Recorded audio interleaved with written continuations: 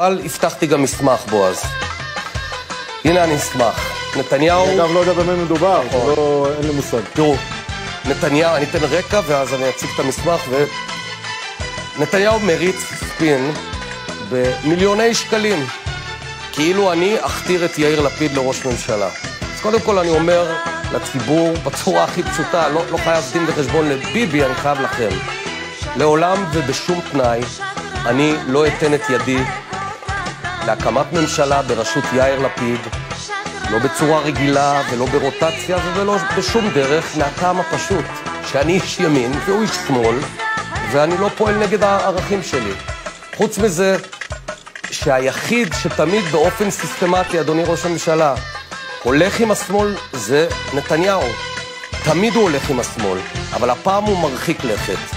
הוא לא הולך עם השמאל, הוא הולך עם מנסור עבאס, החבר הכי טוב שלו, איש התנועה האסלאמית. אבל אתה יודע שהוא לא הולך איתו. אז הנה ההצעה, הנה המסמך.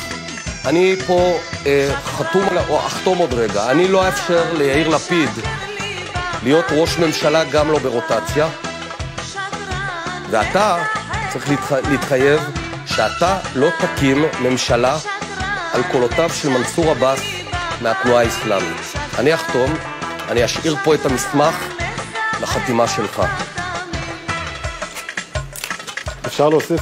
ראש הממשלה, אתה מוזמן עם הרבה כבוד, בוא תחתום שאתה לא תקים ממשלה על הקולות של מנסור עבאס. אני מחכה.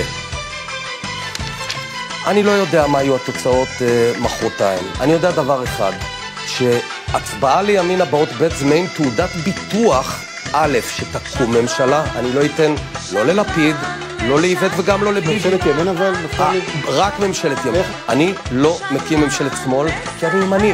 אני איש ארץ ישראל, אני איש ימין. אני לא אמכור את העקרונות שלי בחיים בשביל שום ג'וב בעולם. הם תעודת הביטוח של הימין.